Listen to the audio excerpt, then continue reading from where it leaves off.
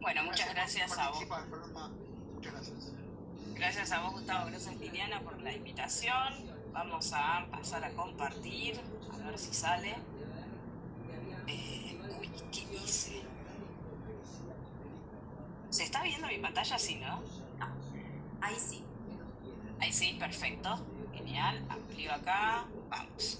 Bueno, entonces, la charla de hoy es sobre lubricantes en general. Bueno, vamos a ver algunos otros fármacos que usamos en el ojo seco y el tema de los conservantes, que nos parece hoy nuestro mayor, digamos, problema a la hora de recetar gotitas. Arranquemos. Bueno, por definición, el ojo seco, recuerden que lo actualizamos ahora en junio, en el último TIFOS, en el último consenso, el DEUS, que dice que lo pasa a enfermedad. Ya no es un síndrome, es una enfermedad, porque tenemos un poco más de conocimientos en lo que tiene que ver con la etiopatogenia, el diagnóstico y el tratamiento. Obviamente siempre se habla de que es multifactorial, porque no es consecuencia de una sola causa o un solo factor de riesgo o de un solo proceso, y que lo que habla siempre es que existen síntomas. Eso es lo distinto de lo anterior. Antes decía que era potencialmente podía generar síntomas, ahora dice que la enfermedad debería ser sintomática. Habla de una alteración de la estabilidad de la película lagrimal o de la superficie ocular y que puede generar daño. Eso sí lo pone como un potencial, puede generar daño, pero sí hay síntomas. Y habla también de la pérdida de la homeostasis. La realidad es que si nos ponemos a leer el concepto, lo que intentamos traducir, hay un par de micrófonos abiertos y se pueden silenciar. Necesitamos que todos se silencien, por favor. Gracias. Si lo traducimos, la verdad que se enrieda un poco el concepto, pero quédense con eso. Es una enfermedad multifactorial donde se altera el film lagrimal o la superficie ocular y que la base es la pérdida de la homeostasis. Menciona los factores etiológicos, que son la hiperosmolaridad, la inflamación y las alteraciones neurosensoriales. Es un poco compleja la definición última, pero bueno, la van a empezar a ver en todas las clases a partir de ahora. Bien, vamos con los conceptos básicos de la lágrima. ¿Por qué empezamos a ver cómo es la lágrima? Para ver cómo después hacemos un sustituto de la lágrima. Así es como arranca el laboratorio. Estudia cómo es la lágrima y ve cómo hace algo parecido. Recuerden que la lágrima es un ultrafiltrado del plasma, viene entonces todo el componente sanguíneo completo, pasa por la glándula, lo filtra, hace como un gran filtro, entonces va a tener grandes similitudes a la sangre. Por ejemplo, la osmolaridad, que es algo muy importante que después nosotros medimos. La función de la lágrima es muy amplia, va desde la protección de la córnea, pero también ayuda a lubricar y evitar el roce. Lubricar es una palabra de la física, lo que hace es manejar la viscosidad entre dos superficies que se rozan y bajar el índice de fricción. Después de eso también tiene una función refractiva, porque es transparente, o sea que es el primer medio refractivo del ojo, y además tiene una función inmunológica, porque además contiene antibióticos y otras células inflamatorias. Entonces es súper importante para mantener un ojo sano. Todos hemos visto pacientes con alteraciones muy graves de la lágrima y terminan perdiendo la córnea, así que así de importante es la lágrima. ¿Qué tipo de lágrimas hay? Muchísimos. Las lágrimas basales, que son las que todo el tiempo por reflejo la glándula va a ir goteando, y después tenemos las lágrimas reflejas, que son las que se dan después de que el ojo, la córnea ha sensado algún tipo de estímulo.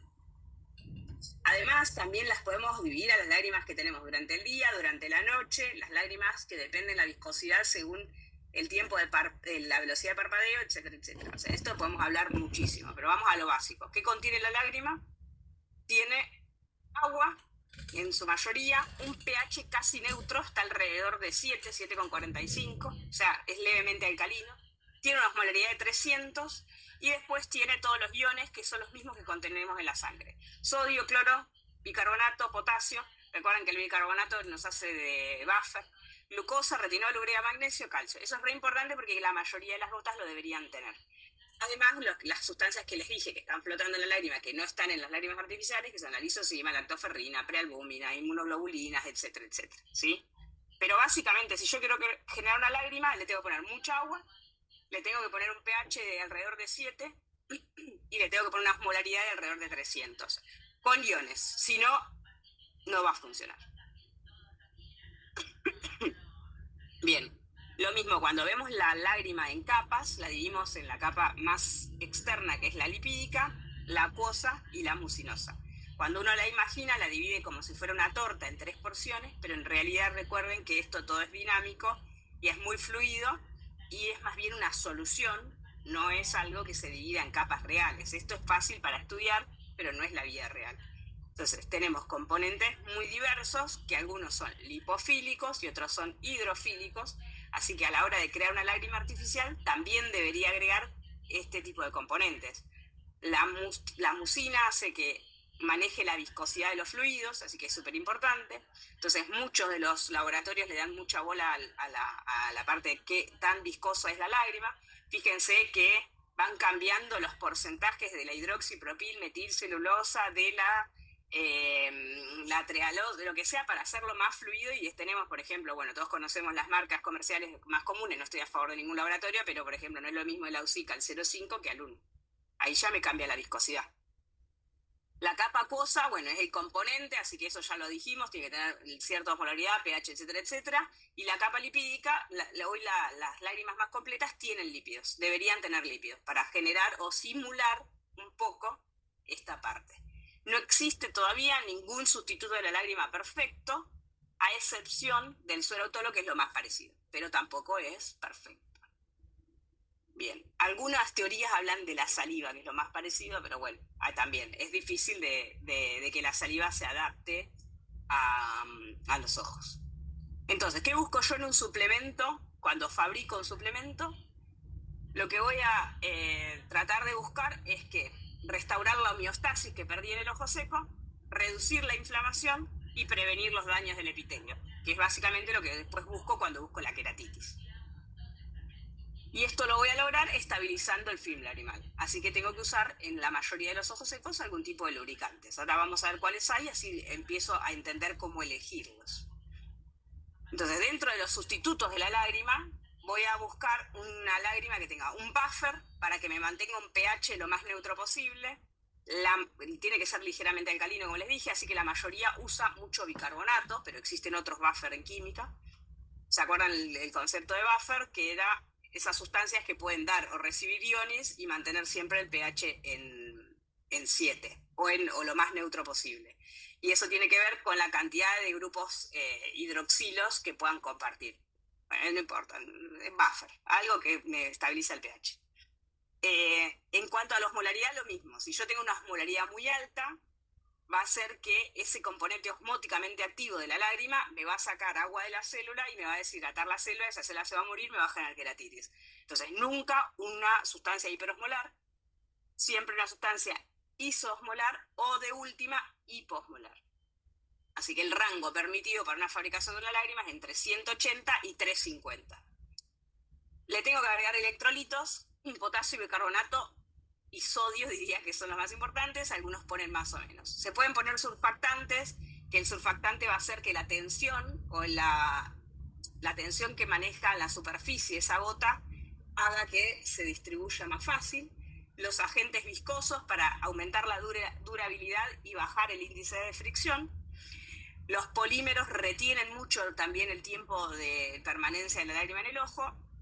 Vamos a tener un apartado especial para conservantes, la idea es que no tengan conservantes, pero algo le tengo que poner al frasco para que no se me contamine. Y además, la función final es que esa lágrima o ese suplemento me humedezca, me lubrique y me estabilice la superficie. Súper difícil de lograr, y acá atrás hay mucha tecnología y mucha gente trabajando para generarlo. Dentro de la clasificación, hay millones de clasificaciones de los tipos de lágrimas, vamos a tratar de hacerlo lo más fácil posible. Tenemos todos aquellos agentes viscosantes, o sea, que agarran una solución tipo fisiológica, le ponen algo viscoso y hacen que esa dure más que la solución fisiológica, si no le daríamos solución fisiológica al paciente. Entonces, estos son ideales para los ojos secos de tipo apodeficiente, o sea, al paciente le falta volumen, le voy a entregar volumen. Las formulaciones que tienen lípidos son para todos aquellos que le faltan lípidos o los tienen inestables, por ejemplo, los ojos secos de tipo evaporativo, asociados a las disfunciones de glándulas de Meibomian. Y después están todos aquellos especiales que están metidos acá porque son todos los que sobran, digamos, que los que les meten un plus, un antioxidante, un osmoprotector, un estabilizador, o alguna función que le aporte más al suplemento. Y por suerte están los combinados, que son los que tienen mejor eficacia clínica, como todo en medicina. Bien, entonces, veamos rápidamente cuál es de qué tipo para que después entendamos cada vez que busquemos una lagrimita cuál dar.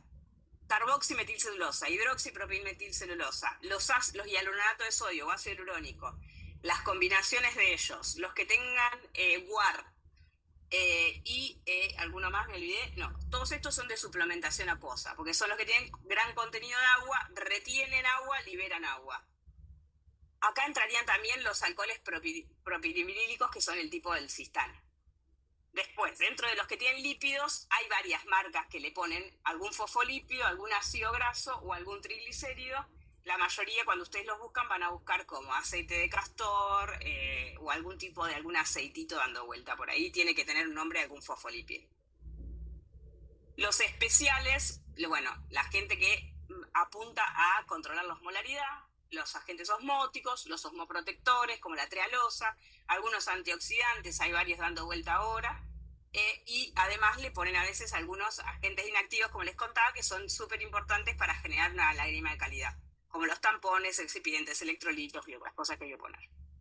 Después tenemos los sustitutos biológicos, que entrarían como un suplemento, si bien no está comercializado por un laboratorio, entrarían acá, y dentro de ellos tenemos el suero autólogo, que es el de la propia persona, el halogénico, que es el dado de un donante, el del cordón umbilical, que se trata de hacer diluir cordón umbilical liofilizado, y los preparados plaquetarios, que es el plasma rico en plaquetas. Bien, vamos a los suplementos viscosos, que son la mayoría.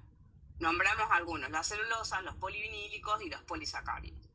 También tenemos los mucílagos y los combinados. Como les dije, cada vez que combinamos dos, aumentamos la eficacia, así que la mayoría de las gotas hoy van a tener una combinación de ambos. Por ejemplo, hidroxipropilmetilcelulosa más dextran. O dos polivinílicos, propiletilenglicol más polietilenglicol. Bien. El objetivo, repito, así va quedando el concepto, es aumentar el menisco lagrimal, el volumen, y retener esa lágrima sobre la córnea, aumentando el tiempo de permanencia de la lágrima. Eso va a proteger frente a la desecación y aguantar el tiempo de parpadeo del paciente, conservar la lágrima natural del paciente, evitar la desecación y evitar entonces que me pierda las células caliciformes, y de esta manera, si cuido las células caliciformes, si le doy un buen ambiente para que crezcan, estas van a generar más mucina y me van a generar más viscosidad y mejor tiempo de retención de la lágrima. O sea, el objetivo final es que sea cómoda, cuando la ponga, que sea algo que le dé placer, que no le genere ardor, que no sea muy incompatible con su pH o con su osmolaridad, eso le va a generar ardor, y que además le genere un alivio a largo plazo, no solo a corto plazo, sino a largo plazo. Hoy se dice que las lágrimas de buena calidad deberíamos poner solamente 4 veces por día. Si yo hago a un paciente poniéndose solo 4 veces por día logra aguantar entre una y otra puesta, estamos hablando de una buena lágrima. Si el paciente se tiene que colocar una cota cada 2 o 3 horas, o estoy mal medicando yo al paciente, o la lágrima es de muy mala calidad. Los efectos adversos de los lubricantes viscosos tienen más que ver con la viscosidad y con el efecto de visión borrosa. Así que si le doy algo muy viscoso, por ejemplo, tengo una lente de contacto puesta, no puede manejar esa persona. Tengan en cuenta estas cosas. Yo siempre, cuando les doy algún gel o algo, les digo, o se lo ponen a la noche antes de dormir, o saben que no pueden ni ver la tele, ni manejar, ni nada, porque por un ratito van a ver mal. Parece una pavada, pero hay gente que, si no lo aclaro, se larga a manejar con no sé, un acrilarme en los ojitos, ¿sí? Así que ténganlo en cuenta. Ese sería el gran efecto adverso. Todo puede dar alergia, obviamente, o intolerancia, pero principalmente es esa sensación viscosa de visión borrosa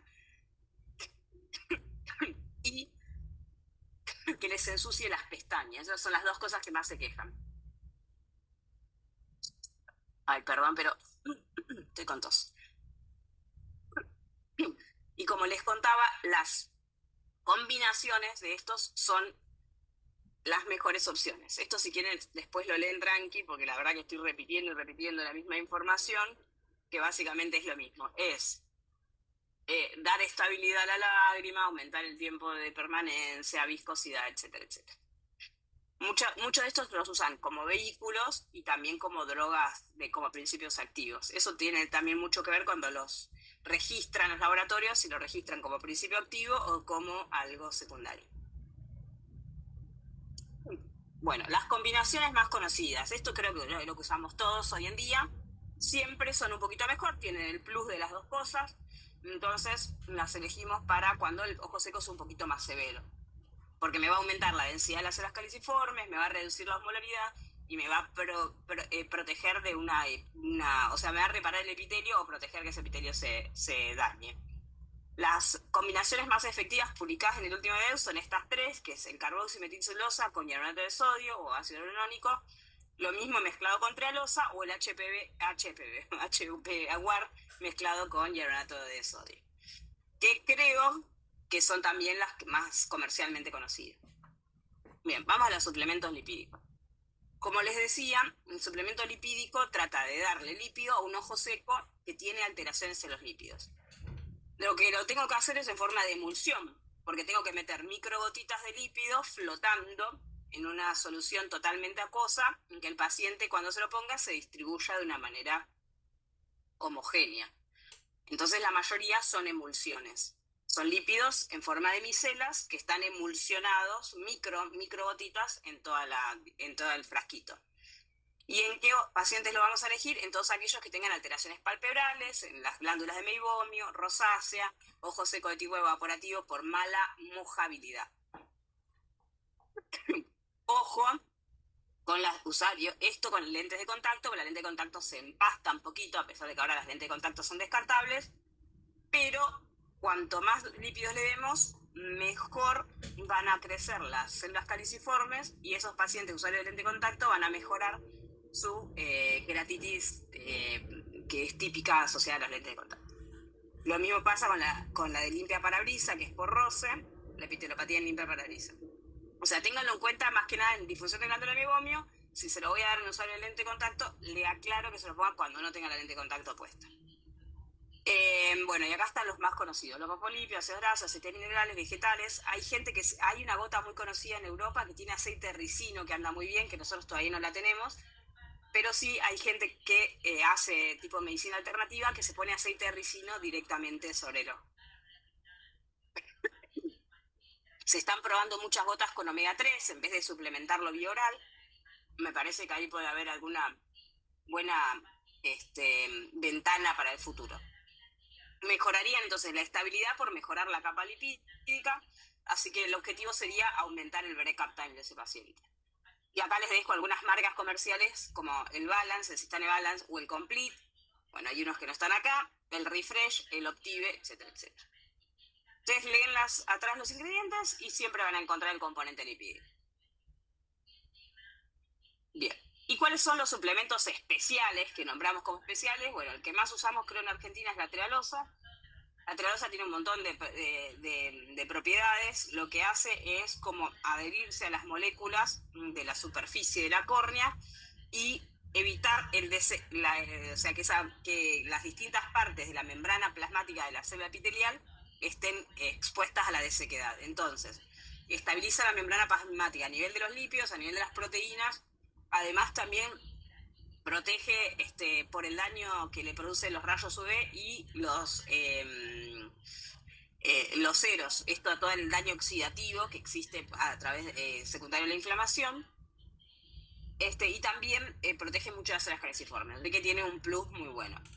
Algo parecido, supuestamente, produce la ectoína, que todavía no tenemos, y la L-carnitina y el L-titrol, que tampoco lo encontramos tan fácil en algunas gotitas, pero sí cuando leemos en algunas puede haber. La glicerina podría hacer un efecto similar, por eso hay un montón de gotas comerciales, de hecho, de venta libre que tienen glicerina, pero el efecto es muchísimo, muchísimo menor. En teoría, sí, en la práctica se queda medio corta.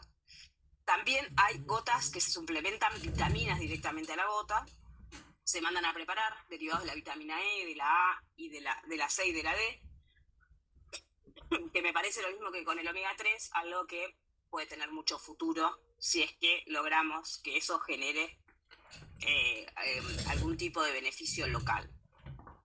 Y bueno, nada, otras drogas que todavía están en estudio que no importa. Pero básicamente es eso, es darle un plus a cada gotita agregándole algo más para generar un efecto mejor al epitelio. Bien.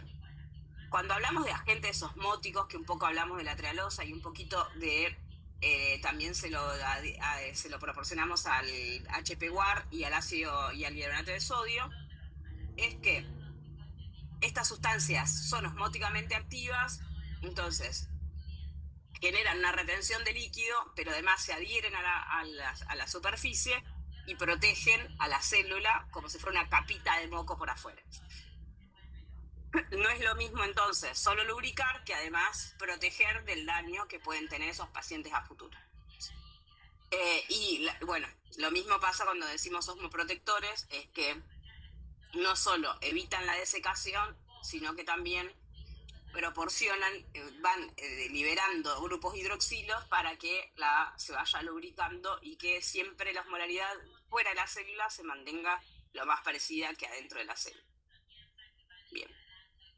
Bueno, esto ya más o menos se los vine contando. Hay muchos derivados de la vitamina A en forma de preparados, la famosa acetilcisteína para cuando lo queremos usar para los filamentos, y los electrolitos, que ya les diría que es casi obligatorio en la mayoría de las gotas.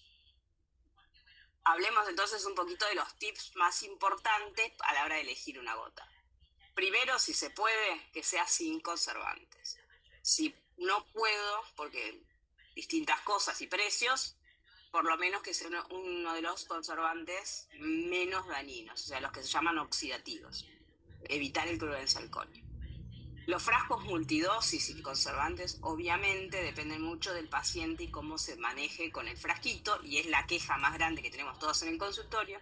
La mayoría de nuestros pacientes a veces tienen artritis y no los pueden apretar, aprietan y salen mucho, no sale de... Eso, entonces vamos viendo también con cada paciente a quién se lo puede dar y a quién no. La refrigeración, esto es una pavada, pero está publicado y me parece que suma. La paciente te pregunta, ¿lo pongo en la heladera? ¿Es lo mismo? No, bueno, está comprobado, alguien se puso a comprobarlo, que es exactamente lo mismo. Solamente en las gotitas frías aportan un beneficio en los pacientes con alergia. Y esto les contaba de 4 veces por día. Y por lo menos un mes para ver si es o no efectivo el tratamiento. No puedo pretender que el paciente se ponga la gota y se cure al otro día. No, si el paciente está ansioso le tenemos que explicar que necesitamos probarlo por lo menos un mes, si no, no vamos a tener grandes resultados y no vamos a poder evaluar de manera objetiva. Pero recuerden esto de 4 veces por día, porque por más que a veces no usemos lubricantes, usar demasiadas gotas también intoxicamos y lavamos nuestra propia lágrima, que tampoco está bien. Entonces, si yo tengo que darle más de 4 veces por día al paciente, hay algo que está mal y hay algo que le voy a tener que dar, además de una lágrima. Capaz le falta un antiinflamatorio, capaz le falta una ciclosporina, capaz le falta hacer un tratamiento sobre los párpados. Hay algo ahí que no está bien. 4 veces por día es lo ideal, o menos, hasta 4. Y el tratamiento debe ser lo más individualizado posible, hasta cuando damos lágrimas. No podemos adoptar una lágrima de cabecera y darse la misma a todo el mundo. Tratemos de pensar a qué paciente le doy qué lágrima. Estamos hablando siempre de suplementos, por ahí digo lágrimas, suplementos, lubricantes. Y lo más importante, creo que para todo el ejercicio de la oftalmología, es la educación del paciente, porque eso va directamente proporcional a la adherencia al paciente. Si al paciente no le explico que la gota arde, no se la va a poner porque va a pensar que le hace mal. Si al paciente no le explico que se tiene que poner solamente 4 veces por día, va a usar 32 frascos, y así con todas las cosas. O tomarme el tiempo para explicar cómo sale la gotita del frasco, con este multidosis, con el frasco blandito con el filtro de aire. Siempre traten de usar las combinaciones, que son las más efectivas, es una regla rápida para acordarme. Y cuando salgan gotitas nuevas, tratar de actualizarnos para saber si algún suplemento nuevo nos genera algún beneficio mejor. Bien, vamos a hablar ahora un poquito de los conservantes, que creo que merecen un capítulo aparte y son muy importantes. Los conservantes los necesito, yo me estoy poniendo siempre en el lugar del laboratorio cuando fabrico un suplemento o cualquier colirio. Se lo tengo que dar al paciente porque necesito que ese frasco se mantenga estéril. Si no, lo que le estoy dando al paciente una vez que abre una gota es una solución que se contamina rápidamente. Sale gota, entra aire, se contamina. Entonces es fundamental para mantener esa esterilidad. Pero el problema es que la mayoría son tóxicos para la superficie y hoy se sabe que el 70% de los colirios, de todos, no solamente de los lubricantes que están en la farmacia, tienen cloruro de salconio. El cloruro de salconio tiene grandes toxicidades totalmente descritas y comprobadas, pero ahora vamos a ver un poco la dosis, porque no es lo mismo una dosis que otra dosis. Es citotóxico directo sobre el epitelio, cae y el epitelio lo daña. Obviamente el daño se va haciendo mucho más severo a medida que vamos aumentando la exposición con los días y a medida que vamos aumentando el porcentaje de concentración. Obviamente uno no aumenta el porcentaje de concentración porque lo tiene en el mismo frasco, pero sí depende mucho de la dosis. No es lo mismo que me ponga una gotita que me ponga 8 gotitas por día. Y esto ya está evidenciado a partir del 7º día. O sea, nosotros que tenemos pacientes que son crónicos o que usan lágrimas de manera crónica, no es una buena opción usar el cloruro de salconio. ¿Por qué se usa el cloruro de salconio? Bueno, es altamente hidrosoluble, o sea, súper fácil de meter dentro del frasco. Es un excelente bactericida, lo podríamos usar tranquilamente como un antibiótico.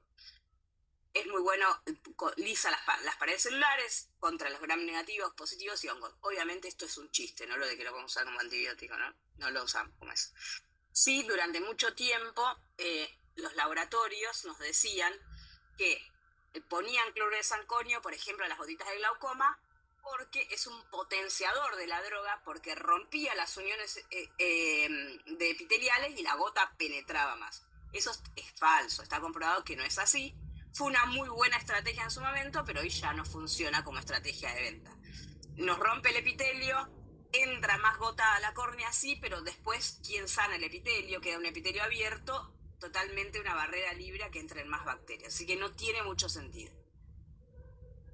Bien, dentro de toda la lista de los conservantes publicados, los más conocidos son los que están más arriba. Cloruro de salconio, que es el que les nombré recién, y después tenemos los policuaternarios, que es el policuad que usa Alco, y el perborato de sodio, que es el que usa Novartis y Tera, y el plurite que usa hoy Avi o el borato sorbitol, bueno, y otros que usa Sofía. Esos que están ahí arriba. Dentro de los que les nombré, el pluriti, el Sofía y el perborato de sodio son los que llamamos soft, conservantes soft o menos dañinos que el cloruro de salconio. Pero igual siguen teniendo su efecto tóxico, no es lo mismo que nada. Bien, volvamos al cloruro de salconio, que es el más maligno. La concentración umbral de toxicidad está medida en 0.005 y como conservante hoy permitido se usa entre 0,04 y 0,2. O sea que usamos concentraciones tóxicas todo el tiempo. Y ahora vamos a ir viendo una por una cómo se va a ir alterando, se los voy a mostrar en un grafiquito. Acá se los grafiqué desde menor concentración a más concentración, cómo va generando daño. Al 0,04, que es nuestro límite, cuando lo coloco, después de 7 días, bajó el brecaptán del paciente. Que allá tiene un efecto inmediato sobre la lágrima. Al 0,05 empieza a generar una toxicidad directa sobre el epitelio, o sea que genera queratitis. Al 0,07 en los cultivos celulares, cuando tiro una sola gota, el 50% de las células se murieron. Al 0,01 genera no solo que se mueven las células, sino que inflama el tejido, atrae células inflamatorias, daña el limbo y la conjuntiva. O sea, no estamos solo con la córnea. Al 0,2 las córneas no cicatrizan. Al 0,1 destruye totalmente, esto sería si lo inyecto, me destruye totalmente el endotelio y me quedo sin córnea. Y bueno, las dosis más superiores lo puedo usar para alisar tejido como si fuera directamente algo que mata el tejido. Es como si lo apoyo y genero una toxicidad directa inmediata y la muerte celular inmediata. Así que tengan en cuenta esto, el cloruro de salconio es tóxico, está comprobado, está muy comprobado, hay muchos trabajos, y las dosis que a veces están permitidas no significa que no sean tóxicas. Bien, ¿por qué hace todo esto? Porque cuando la gota cae, el salconio cae a la lágrima, va a generar un efecto surfactante que va a hacer que rompa esta tensión superficial que tiene la propia lágrima y va a hacer entonces que el brecaptán baje. Por otro lado, las células epiteliales corta las uniones entre las células epiteliales, y cuando una célula epitelial no está, ya hablamos de conjuntiva de córnea, no está pegada y comunicada con la de al lado, activa sus mecanismos de apoptosis, pero también activa los mecanismos inflamatorios, así que libera citoquinas proinflamatorias y atrae la inflamación. Perfecto. O sea que... perfecto, voy rápido. No solo que genera ojo seco, sino también daña el ojo y lo inflama. Las células caliciformes son muy sensibles, así que son las primeras que mueren, y además también está comprobado que genera daño en los nervios corneales. Bien, obviamente en glaucoma, que es un paciente que usa mucha gota para el glaucoma y para el ojo seco, hay muchísima evidencia de que genera mucha inflamación, fibrosis y hasta esos cuadros de pseudopemfigoide. Bien, esto más o menos es lo mismo que les vengo diciendo. ¿Cómo comprobar que tengo una queratitis tóxica? Básicamente tengo que tener un ojo con queratitis, un antecedente de exposición a alguna gota, y cuando lo saco ese ojo mejora, así que ahí tengo la comprobación más rápida. Les traje algunos casitos, algunas fotos de pacientes que han usado gotas y tienen los ojos rojos todo el tiempo, pero bueno, vamos a ir rapidito para no hacerlos perder el tiempo. Lo más importante es que si esto lo sigo manteniendo en el tiempo, no le hago caso y a esta señora le cambio las gotas, lo que voy a empezar a tener es fibrosis conjuntival, vascularización corneal, me voy a perder los limbos, acortamiento de los fórnices, y va a seguir una secuencia de inflamación igual a un pemfigoide, pero solo provocada por la toxicidad de las gotas. Fíjense que estos son todos casos de pseudopemfigoides, es exactamente la misma clínica, pero es iatrogénico, está provocado por el colirio. Y bueno, acá les dejo un algoritmo que está publicado que nos dice qué hacer en estos casos. Yo tengo la queratitis tóxica, me doy cuenta de que es una queratitis tóxica. Las cosas que puedo hacer es suspender la gota si es posible, rotar a libre de conservantes si es posible, o buscar una alternativa no gotas. Por ejemplo, los láser para el glaucoma, o obstrucción de la vía lagrimal para que el menisco lagrimal lo pueda aumentar, etcétera, etcétera. Yo tengo que buscar una alternativa. ¿Qué alternativa? Según si sea leve, moderada o severa, como tenga la queratitis, le voy a dar suerautólogo, lentes de contacto, otras cosas. Ahora, si esto se mantiene en el tiempo, voy a tener un pseudopemfigoide. A ese paciente sí o sí le tengo que hacer una biopsia, porque no sé si es verdadero o es por toxicidad, y si la biopsia me da inmunofluorescencia negativa, tengo un pseudopemfigoide por toxicidad. Y por último les quiero mostrar las placas que se generan por dermatitis de contacto asociadas a conservantes, pero también algunos colirios, que lo más importante es la última plaquita, esta de acá, que recuerden que son erupciones eczematosas, bien a lo largo de donde la gotita va cayendo, o sea que pueden ser por el canto externo o por el canto interno. Son de picar mucho, uno las confunde con alergias, pero en realidad es por el contacto y la toxicidad, y que suelen ser escamosas, así que me las puedo confundir también con un herpes. El patrón se llama de goteo. Obviamente el tratamiento es sacar la gota que le está haciendo mal, limpiar bien al paciente, darle corticoides para bajar la inflamación, y si así y todo no pasa, se usa tacrolimus en estos pacientitos. Porque la ciclosporina es más para en gota, no tanto en ungüento o en crema. Muy bien, y hemos concluido. Excelente, Fer, muy linda clase, muy muy buena. Te hago una pregunta, en el caso que tuvieras un paciente usuario de lentes de contacto con, digamos, extensa cantidad de horas de uso de lentes de contacto, es una mujer mayor de 60, 70 años y está transcurriendo su menopausia, ¿qué gota le aconsejarías utilizar o lubricante le aconsejarías utilizar para justamente colocarlo con la lente de contacto? Perfecto. Lo más importante, creo que capaz por la edad de lo que me estás diciendo, capaz le conviene una faco refractiva. Yo siempre lo tengo eso ahí bajo la manga, porque que no pudiera. Supongamos que no se pueda. Porque todavía no está, pero está empezando con su menopausia. 50. Claro. Bueno, por alguna razón médica no se puede operar, lo que sea. Y tiene que usar las lentes de contacto. Las lentes de contacto, de última la podés pasar a las One Day, que la verdad que están andando muy bien, porque las tiran y las tiran todos los días, y eso hace que la permeabilidad del oxígeno esté muy buena, tiene otra tolerancia, o las de 15 días de última, hasta ahí me extiendo, le agrego eso un poquito. le tiño la conjuntiva. Si la conjuntiva tiñe, porque le faltan células caliciformes, le tengo que dar un poquito de algo a esa paciente para que le crezca.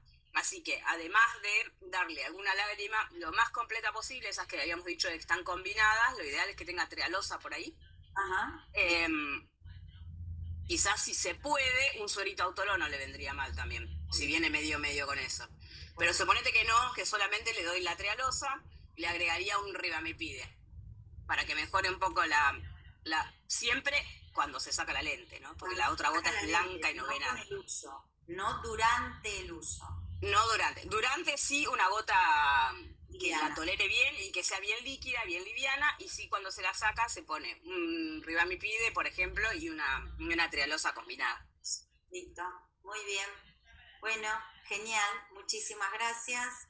Y creo que ya le estaríamos dando lugar, si dejas de compartir, Dale, voy. al doctor Gustavo Galperín, que creo que no necesitamos presentarlo. Gustavo, vas a Buenas noches a todos. compartir tu pantalla y empezar a dar tu clase de tratamiento, el algoritmo del tratamiento del ojo seco. Fernanda, una pregunta del chat. ¿Cómo utilizas el tacrolimus? ¿En crema? ¿En qué dosis? Imagino que sí, porque lo nombré para la crema. ¿Cuál es tu indicación y cuál es la forma de usarlo? Lo uso para las dermatitis crónicas solamente, dermatitis de contacto crónica. Si es agudo, uso corticoides y uso hidrocortisona. El tacrolimus viene al 001 o al 003, arranco con la dosis más baja, que es al 001, se lo pongo 1 o 2 veces por día en los párpados y si eso no alcanza, lo paso al 03. ¿Lo mandás a preparar? En crema. Magistral. No, es en piel en crema. El piel en crema. ¿En colirio? ¿En colirio? Y ahí hay que mandarlo a preparar. Hay que mandarlo a preparar. Perfecto. Muchas gracias. Bueno, de nada. En la media hora que nos queda voy a hacer una revisión general de cuáles son los recursos terapéuticos que tenemos en el tratamiento de la enfermedad de ojo seco, y como nos dijo Fernanda, en la última revisión del tifus lo mencionan como enfermedad, ya no síndrome. Vamos a revisar las herramientas terapéuticas y vamos a tratar de personalizar a cada paciente, porque como ven estas 4 fotos, cada paciente es diferente, cada uno tiene su gravedad y cada uno requiere su estudio y su tratamiento personalizado.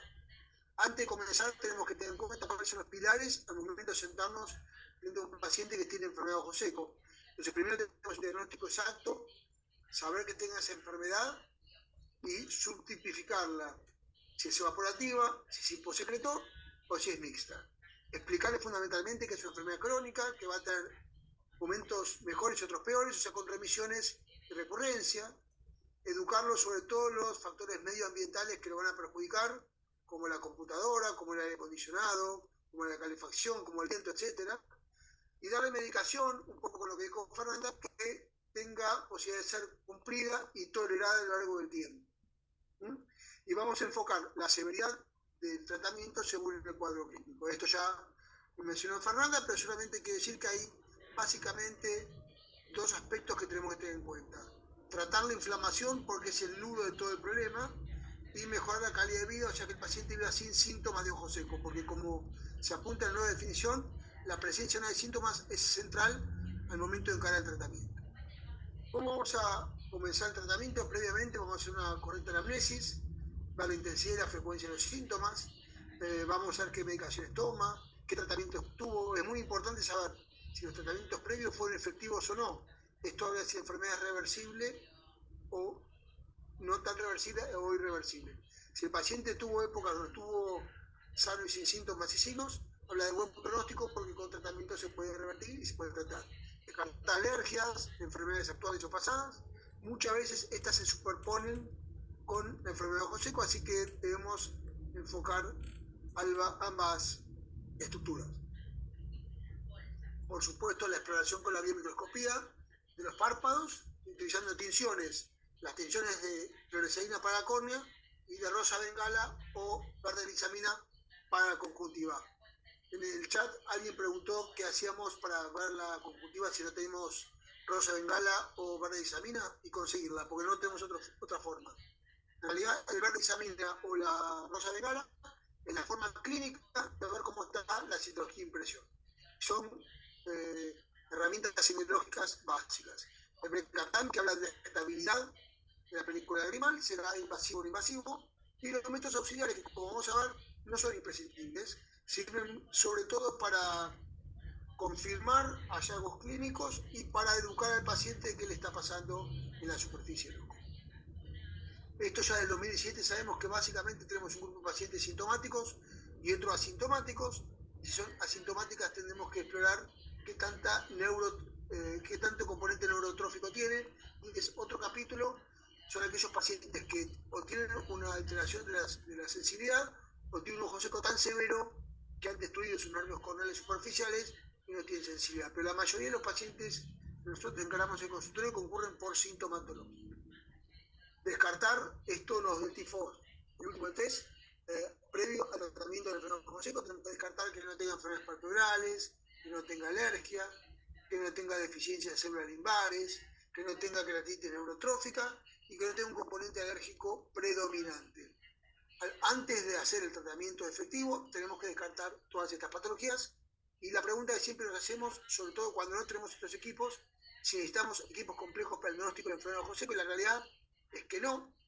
Hay un consenso en Lugo, del cual participé ya en el 2023, donde pudimos simplificar el estudio y el tratamiento, donde el tratamiento del ojo seco se basa en la historia clínica, la anamnesis, los cuestionarios personalizados, cada uno elabora las preguntas gatillo, o hay cuestionarios como el OSMI, las pruebas no invasivas que no son obligatorias, y sí la biomicroscopía, donde hacemos el Schirmer, el tiempo de ruptura película animal, las tensiones con fluorescencia para córnea, rosa bengala o brodizamina para conjuntiva, y la evaluación de los párpados, y en esto nos basamos para definir si hay difusión de glándula del gómeo o no lo hay. De esto surge una clasificación de gravedad y un esquema terapéutico. Esto lo pueden bajar, está en el portal del curso, y además en acceso libre a través de la revista del CAO, Oftalmología Clínica y Experimental. Este gráfico se lo traje para que lo vean después con paciencia, que es lo que habló el doctor Berra otra vez.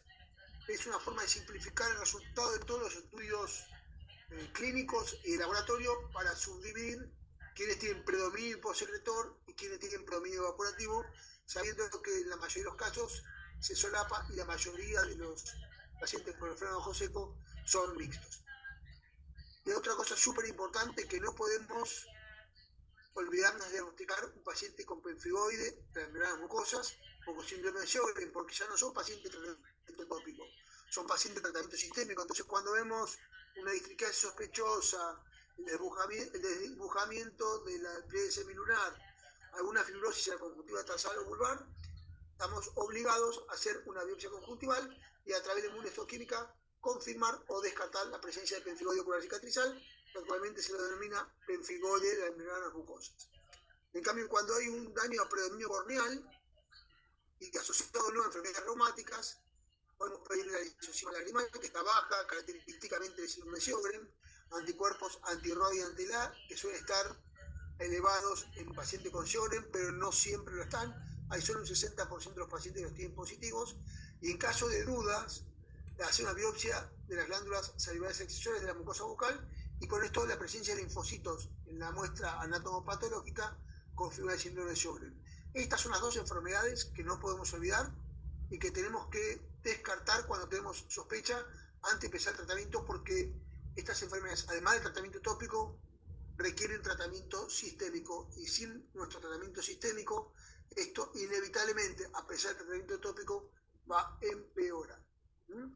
Con respecto a la enfermedad de pemfigoide ocular cicatrizal, también en la revista del Consejo Ejecutivo de Oftalmología, de la OCE, hay un consenso de manejo y tratamiento del pemfigoide de las mucosas, que es muy interesante y lo pueden bajar de libre acceso. Entonces, nos vamos a enfocar en el tratamiento tópico de los pacientes con enfermedad de ojo seco. Entonces, el objetivo es resolver que el paciente viva sin síntomas de ojo seco. Recordamos explicar al paciente la cronicidad, tratar la inflamación, que es el nudo de la fisiopatogenia, lubricar en forma regular para estabilizarla, por supuesto no generar toxicidad, básicamente por los conservantes que no lo han autogirado. En caso de que haya toxicidad previa, vamos a ver cómo hacemos para reparar y evitar el daño visual provocado por esto y hacer tratamientos que puedan ser cumplidos y que no generen toxicidad. Entonces vamos a ver, antes de entrar en detalle cada tratamiento, hicimos un tratamiento escalonado en 4 etapas, basado en el DEUS y en la experiencia. Cada escalón requiere entre 1 y 3 meses de tratamiento para saber si es exitoso o si fracasa y pasar al escalón superior. Pacientes con enfermedad ojo leve, realizamos la educación sobre la afección, básicamente de su medio ambiente, del manejo de las pantallas, del manejo del aire acondicionado, de la calefacción, del viento, etc. Aire con extrema baja humedad relativa al ambiente. Asesoramos sobre la alimentación, vamos a ver suplementos ácidos grasos esenciales con omega 3.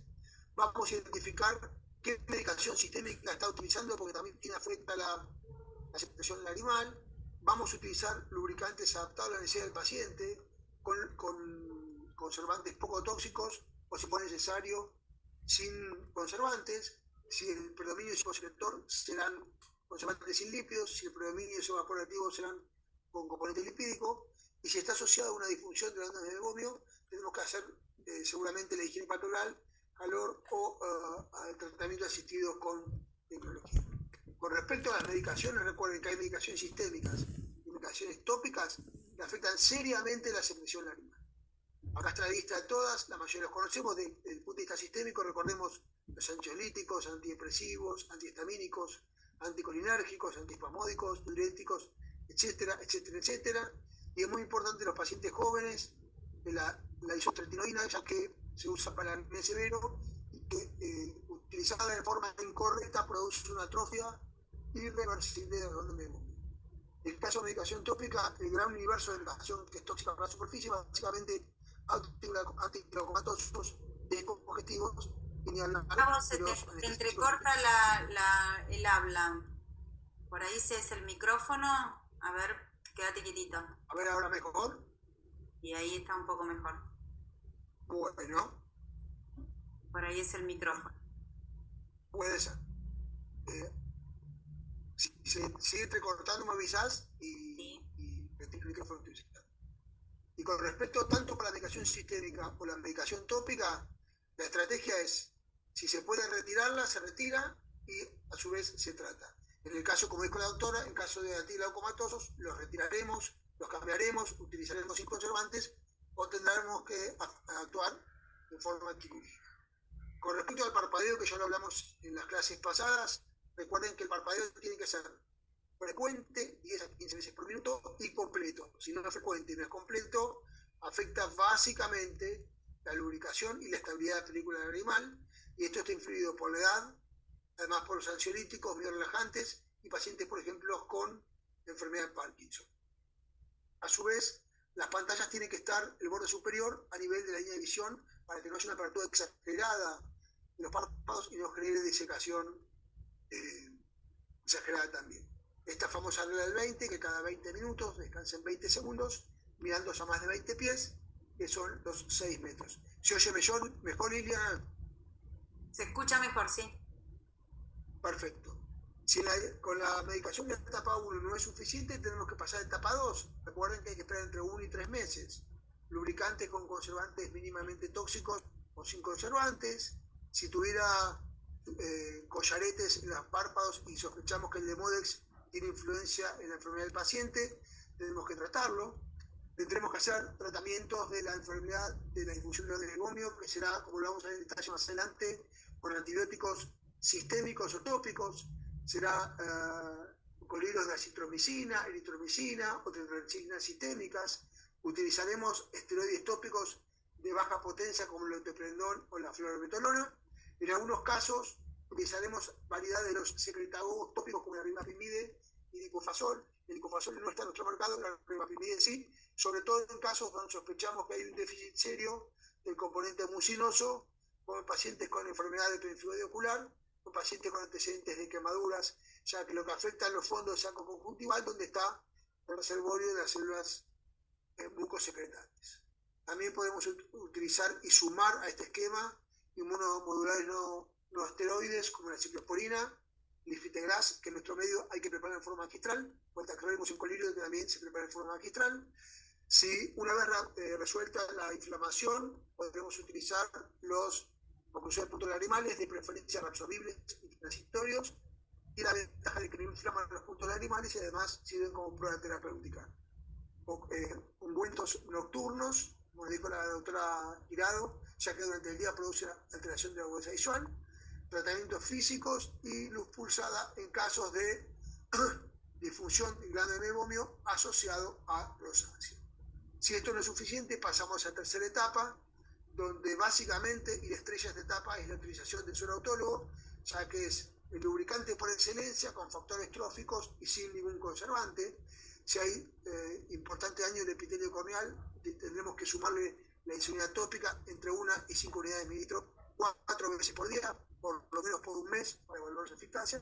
Si hubiera dermatitis filamentosa, vamos a ver, requiere el tratamiento específico, y en algunos casos muy extremos, el lente de contacto terapéutico, sobre todo los esclerales, a veces asociados al suero autólogo como reservorio del lente escleral, para favorecer la epiterización. Si lo anterior no fuera suficiente y estamos en presencia, como ven en las fotografías, de ojos secos muy severos, y esto en general se debe a enfermedades reumáticas, en pacientes con alteración de la sensibilidad, utilizaremos el implante de membrana amniótica en sus variantes, que serán láminas o en insertos. Si los oclusores lagrimales transitorios dieron resultado, por ahí haremos la oclusión permanente con cauterización o con cirugía, y en casos extremos, otros procedimientos quirúrgicos como la tarsografia o el trasplante de glándulas salivales. Esta técnica de trasplante de glándulas salivales nosotros no tenemos ninguna experiencia. ¿Sí? Hacemos con frecuencia en estos casos el suero autólogo, la membrana amniótica, la oclusión permanente de puntos lagrimales y en casos extremos de la tarsografía. Los lubricantes los voy a pasar rápido porque la doctora habló ya en forma muy extensa, pero recuerden que tienen que tener un conservante no tóxico sin conservante, componente de retención lagrimal como la carboximetilcelulosa o la hidroxipropilmetilcelulosa, efecto antiinflamatorio, que de los componentes más frecuentes de las lágrimas, el que tiene efecto antiinflamatorio es el ácido hialurónico, sobre todo aquellos de alto peso molecular y largas cadenas. La homoprotección, en este caso la trealosa, la glicerina, el HP-WAR, ser hiponormomolar, pH fisiológico, tolerancia y útiles con lente de contacto, ya que muchos pacientes lo necesitan. Siempre pongo esta foto de la llave porque el lubricante ideal es como una llave y una cerradura. Recuerden que cada uno tiene una polaridad y un pH particular, y a veces tenemos que ir rotando diversos componentes de lágrimas comerciales, aún aquellos sin conservantes, hasta que el paciente se sienta cómodo. Pero cuando vemos cuáles son las medicaciones más tóxicas para la superficie ocular, siempre está en la tabla los preservantes, y nos preguntamos, como dijo la doctora Girado, ¿por qué utilizar preservantes? Hay preservantes clásicos con cloruro benzalcónico, aunque parezca y sepamos que es muy tóxico, es el preservante que está en la mayoría de los colirios que utilizamos, preservantes de baja toxicidad, lo más frecuente en nuestro medio, cuprite, polipal, isofía, sorbato de potasio, el éter y el perborato, que en contacto con el aire o con la lágrima se van disgregando en distintos electrolitos que tienen menor toxicidad. Y cada vez se van imponiendo a aquellos que no tienen preservantes, que sean en multidosis o en forma magista. Ya lo habló que los conservantes tienen la posibilidad de mantener sin contaminar los colirios en el envase, y para que en la cadena de elaboración no se contaminen. Y como dijo Fernanda, la mayoría de los colirios que tenemos de 4 o menos veces por día, si son con conservantes suaves o llamados soft o poco tóxicos, no producen inconveniente si aparecen en una población vulnerable. ¿Y cuál es la población vulnerable? Es aquella que requiere mayor cantidad de frecuencia o que usa otra medicación concomitante que también produce toxicidad. Y estos son los pacientes con ojo seco, los pacientes con atopía, los pacientes con glaucoma. Por eso, en estos pacientes tenemos que tener especial cuidado, y cuando nos encontramos con un paciente con toxicidad por conservantes, que básicamente son aquellos pacientes que utilizan medicación durante largo tiempo y vienen con alteración del Brecaptan y tinción en general puntate a la superficie corneal. Primero suspender la gente, utilizar lubricantes sin preservantes, suspenderlos, reemplazarlos o pasar la dosis. En el momento agudo, esteroide de baja potencia como el tefendol o la flormetorona, si hubiera DGM asociada, porque la toxicidad de los conservantes produce gran DGM, utilizar ciclosporina, descartar siempre, como hablamos al principio, el perfluoroide conjuntival cicatrizal, ya que muchos de estos pacientes con tratamientos crónicos tienen fibrosis en la conjuntiva y es el tipo diferencial. Si el paciente tuviera glaucoma, virar a antilaucomatosos sin conservantes, o en el caso que no sea posible, porque aún así la oxitoxicidad, el componente antilaucomatoso en sí, utilizar a un procedimiento quirúrgico. Y seguramente el futuro de todas estas formulaciones va a ser sin conservantes. El sumum de los lubricantes sin conservantes, por supuesto, son los hemoderivados, que están indicados en casos avanzados cuando haya falta de tolerancia a todos los otros lubricantes, porque además de lubricar tienen factores tróficos y el fisiológico, porque como dijo Fernanda es un ultrafiltrado del CLAD. ¿Cuáles son los más utilizados? El suerautólogo al 20% como lubricante, o entre el 50 y el 100 como reconstituyente, por ejemplo, en pacientes con úlceras tróficas. Hay variantes como el plasma rico en plaquetas o el plasma rico en factor de crecimiento, pero en realidad, que basados en bibliografía, el resultado no es mucho mejor que el suerautólogo. Así que nosotros en nuestra práctica diaria, como hemos derivado, principalmente utilizamos el suerautólogo para lubricar en un paciente que requiere un lubricante sin conservante al 20%, y en los pacientes que tienen daño severo a la superficie ocular, utilizamos al 50 al 100% porque tiene muchos más factores epitelios.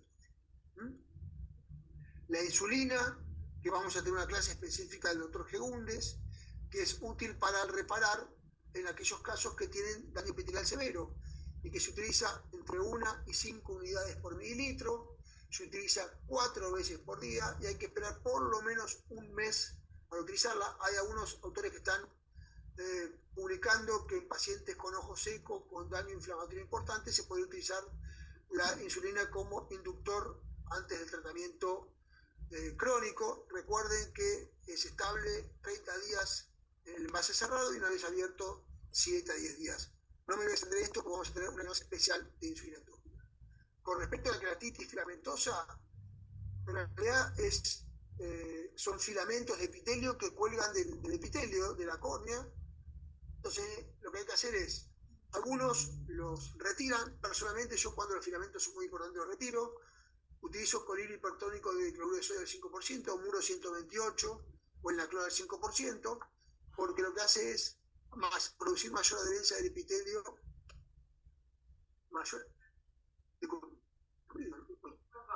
Se corta, Gustavo. Bueno, disculpen. ¿Teléfono está sonando? ¿Estoy hablando, mamá? Hola, disculpen, ¿eh? No hay problema.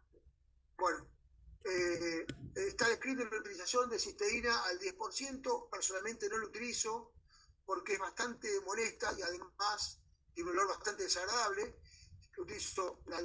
Retiro los lubricantes, los filamentos cuando son importantes. Utilizo cloruro de sodio y muchas veces los lentes de contacto esclerales con un suerautólogo en el reservorio es muy útil para el tratamiento de los filamentos. Por supuesto, vamos a ver en detalle más adelante la difusión de megomios, pero recuerden que la principal causa de ojo seco evaporativo es el ojo seco mixto, que produce síntomas de ojo seco y que muchas veces se asocia a la dermatitis seborreica y a rosácea. Altera el Brecaptan, crea hiperosmolaridad y produce un daño severo de la superficie ocular si se prolonga en el tiempo. Vamos a ver todos estos síntomas en la superficie ocular y conceptos que tenemos que tener en cuenta en el tratamiento de esta patología es el tratamiento de rosácea si la tuvieran, la higiene, las compresas tibias, los antibióticos tópicos y sistémicos, los lubricantes con lípidos, la ciclosporina al 0,5%, y ahora vamos a ir viendo despacito cada uno de estos pasos. El paciente llega con disfunción de domio, le recomendamos masajes papilolares con calor, ya que el meibum se disuelve a temperaturas mayores de 40 grados centígrados. Lo práctico es las compresas o los parches que se aumenta la temperatura en el microondas. Les decimos que lave los párpados con soluciones neutras o con formulaciones comerciales 1 o 2 veces por día, y los fármacos antiinflamatorios. ¿Cómo hacemos la higiene? Con shampoo neutro, con aceite OLD, si está involucrado o sospechamos que el Demodex tiene un factor fisiopatogénico importante, y las espumas comerciales que tienen también aceite de árbol de té. El calor es llevarlo más de 40 grados, compresas tibias durante 2 a 10 minutos, 12 veces por día. Hay dispositivos como el iLux, que lo que hace es calentar y exprimir. Y recuerden decir a los pacientes que el masaje siempre tiene que ser horizontal. Una forma muy efectiva es que cuando están en la ducha dejen que el agua caliente caiga sobre sus párpados y que se masajen en forma horizontal 1 o 2 veces por día. El iLux está indicado como un método tecnológico para resumir la compresión y la elevación del olor. Existen equipos más complejos como el Lipid Flow, que eleva la temperatura a más de 40 grados y que masajea el borde papillar exprimiendo las glándulas sebáceas. Hasta hace algún tiempo, Maskin habría preconizado la utilización de la canalización de la glándula de meiomio. Lo hicimos durante bastante tiempo, ya que esto desobstruye las glándulas y luego las comprimíamos. Previamente calentábamos con los antifaces que se ponen en el microondas. Esto les voy a mostrar lo que hacíamos durante mucho tiempo. Marcábamos con benzodiazepina para ubicar las glándulas de meiomio que están por delante de la línea gris. Hacíamos el scaling y fíjense que vamos canalizando las glándulas para luego exprimir. La verdad que lo dejamos de hacer porque muchas de estas canalizaciones lo que hace es dañar las glándulas y después generamos fibrosis y esas glándulas no funcionan. Fíjense la disfunción severa de este paciente, donde la consistencia de la secreción de las glándulas es lo que se llama toothpaste, o sea, bastante típico. Estos pacientes requieren tratamientos semestrales en general con calentamiento y evacuación de las glándulas, y le da un alivio sintomático bastante importante, además de los tratamientos. Actualmente lo que hacemos es la microexfoliación, en donde no canalizamos las glándulas. Fíjense, calentamos durante 5 a 10 minutos, ponemos anestesia. Estos son pacientes con disfunción del meiomio. Le hacemos un scaling, un raspado del borde palpebral para retirar todos los tapones epiteliales de las glándulas.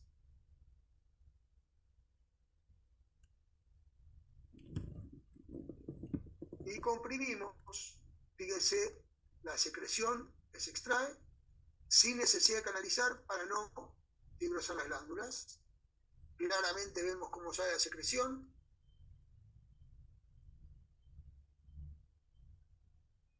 Esto es con instrumental muy económico, no hace falta un Liquid Flow ni un iLux. Esto en general uno va viendo cuando el párpado se inflama nuevamente, y en general estos pacientes requieren estos tratamientos que se pueden hacer en consultorio también. Yo muchas veces lo hago en quirófano porque es más cómodo. Y una vez que termino con la expresión, para limpiar los collaretes que este paciente tenía y sospechaba una alta colonización de Demodex, utilizamos alguna espuma con aceite de árbol de té, que ya les voy a comentar que en realidad las espumas que tenemos son en concentración insuficiente, porque la bibliografía dice que para que el Demodex sea eliminado tiene que tener más del 50% de concentración, y la mayoría de las espumas tienen entre un 2 y un 5, lo que pasa en concentraciones más elevadas muy tóxicas. Dice que le hacemos una microexfoliación de borde palpebral después de haber exprimido. Esto, la verdad, que en los pacientes donde encontramos los collaretes y además disfunción meibomiana, les genera una solución durante varios meses. Bueno, podemos asociar también tratamiento sistémico con las tetraciclinas, como la doxiciclina y la minoxiclina. La doxiciclina, acá les puse las dosis para que la vean tranquilos. De 100 miligramos 1 o 2 veces por día durante 4 a 6 semanas.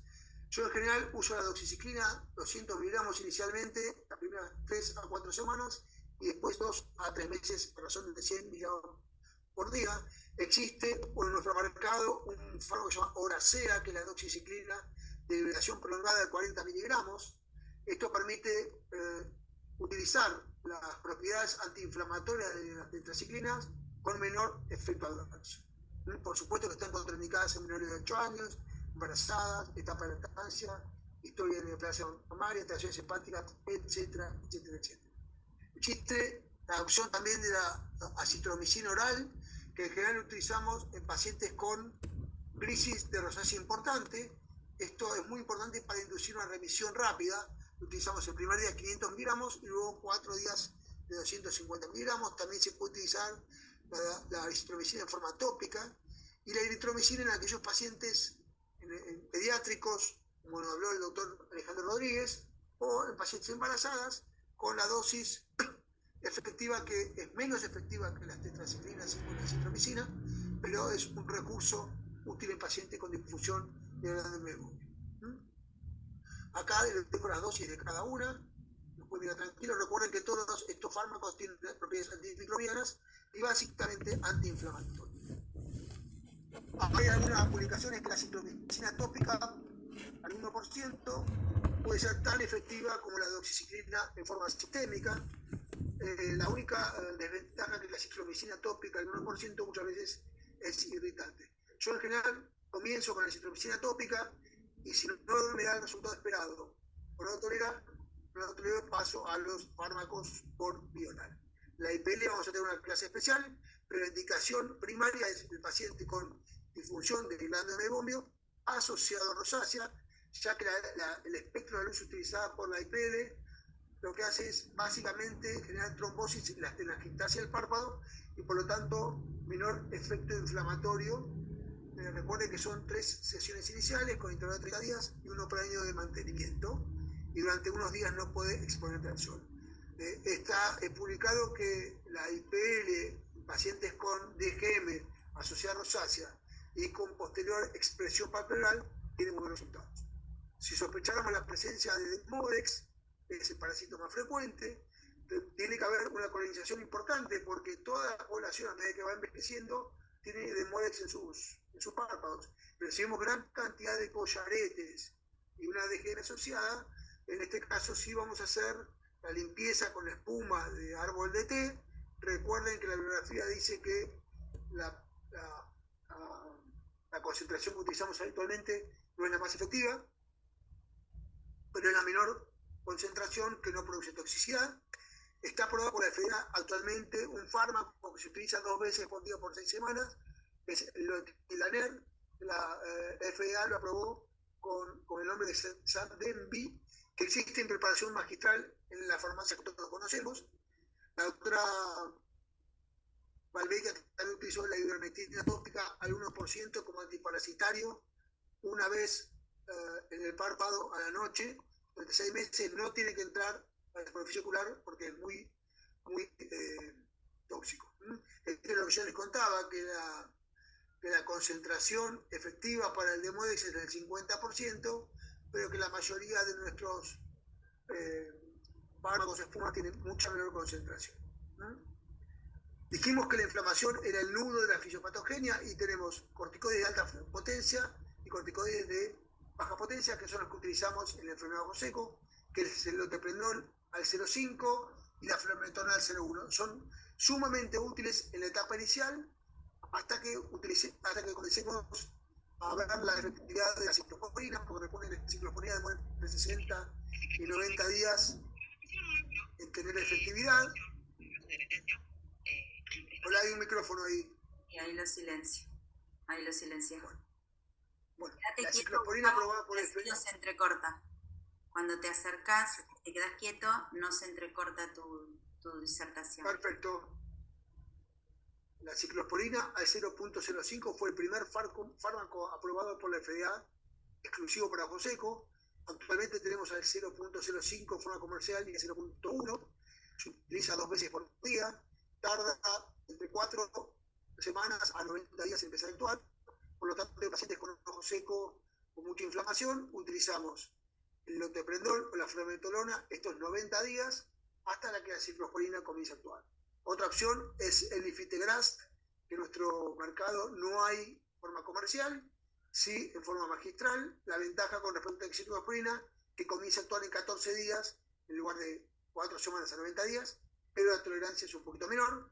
Y el tacrolimus es una tercera opción cuando las otras dos no funcionan, a 0.03 también en colina, 2 veces por día, y se supone que es bastante más potente que la ciclosporina, pero bastante menos tolerado. Y de hecho, en los pacientes donde la ciclosporina se tolera bien y produce el efecto deseado, después de un año de utilizarla se puede bajar a 1 vez por día, cuando la dosis habitual es 2 veces por día. Algunas cosas que podemos saber y que podemos leer, por ejemplo, la FDA aprobó en 2021 un spray intranasal que se supone que estimula la producción lagrimal y estaría indicado en aquellos pacientes que no toleran medicación tópica. También existe la aprobación por FDA en 2023, ninguna de las dos está en nuestro mercado, de perfluoroxiloctane, que es un fármaco tópico para usar 4 veces por día, que tiene un componente lipídico que es útil en los pacientes con ojo seco con componente evaporativo. Siento que sí, lo tenemos como Muxin en nuestro mercado, estimularía la secreción mucosa y sería útil en aquellos casos donde hay déficit de secreción mucosa, básicamente en aquellos pacientes que tienen compromiso en los fondos del saco, que sabemos que es donde está el reservorio de las células mucosecretantes, por ejemplo, pacientes con antecedentes de quemaduras o pacientes con enfermedades de las membranas mucosas. El diclofasol, que es un estimulador de la secreción acuosa y células calciformes, no está disponible en otro mercado. Sí hay numerosas publicaciones. También hay estimulantes por vía oral para aumentar la producción lagrimal. La verdad que los efectos adversos son muchísimos, ya que son parasimpáticos miméticos y producen, además de salivación, secreciones pulmonares. En general no es muy utilizado en nuestro medio. Con respecto a los suplementos de omega 3, no hay evidencia contundente, ya que hay estudios sobre sí donde el resultado es un poco ambiguo, pero en general nosotros tiene un efecto antiinflamatorio y psicológico útil a los pacientes. El único efecto adverso es la intolerancia gástrica, que tienen que utilizarlos junto con alimentos. ¿Qué herramientas quirúrgicas tenemos? La tarsografia en casos muy severos donde disminuimos la superficie de evaporación, el trasplante de glándulas submaxilares en el fondo de saco. La experiencia es pobre y el tratamiento bastante cruento, y la insulina tópica, como dijimos, en aquellos casos de gran componente neurotrófico. Vamos terminando. El tifos, publicado hace muy poquito, nos dice qué efectos, qué parámetros medioambientales pueden tener un efecto positivo y cuál es negativo. Si positivo, las vitaminas, los minerales, el omega 3, algunas hierbas, etcétera, etcétera. Esto lo pueden leer.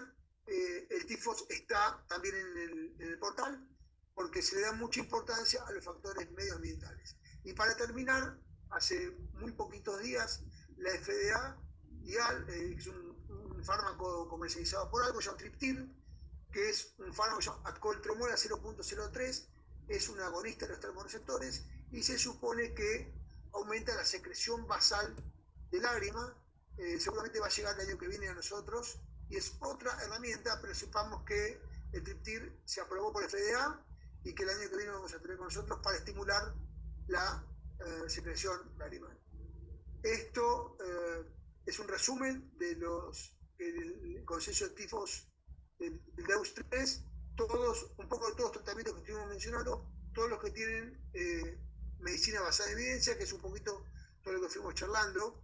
Y para cerrar esta charla, el LUBOS le dije que era un consenso de tratamiento, de diagnóstico y tratamiento con herramientas sencillas, y en base a las herramientas sencillas, sin elementos de diagnóstico muy sofisticados, se hizo un nivel de gravedad, y en función de ese nivel de gravedad, como lo vimos, distintas etapas según la gravedad de los pacientes donde vamos incorporando herramientas. Hay herramientas recomendadas y otras complementarias. Así que los invito a leer el consenso de Lugo, donde esto está muy claro y muy útil. En resumen, recuerde que la enfermedad de ojo seco probablemente sea la patología más frecuente de la oftalmología, que es esencial diferenciar qué subtipo estamos tratando, no se requieren equipos complejos, manejo personalizado en cada caso, aseguremos que la medicación pueda ser utilizada y tolerada y que produzca mínima toxicidad, y educarle a los pacientes de que esto es una enfermedad crónica y la van a tener durante toda su vida, con periodo de remisión y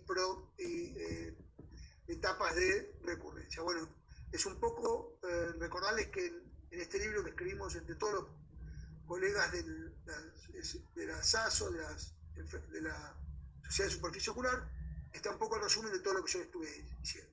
Si hay alguna duda, muchas gracias por la atención.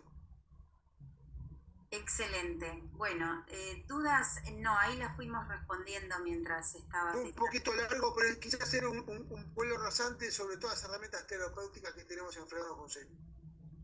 Sí. Fuimos contestando algunas preguntas, que la ciclosporina no se usa en simultáneo con el tacrolimus, que se usa asociada a un corticoide de superficie como un hasta que empieza a actuar, exactamente. O una fluorometolona, quien se va a ir disminuyendo paulatinamente al correr de los 2-3 meses de tratamiento hasta que la ciclosporina hace su efecto y luego continúa con la ciclosporina sola.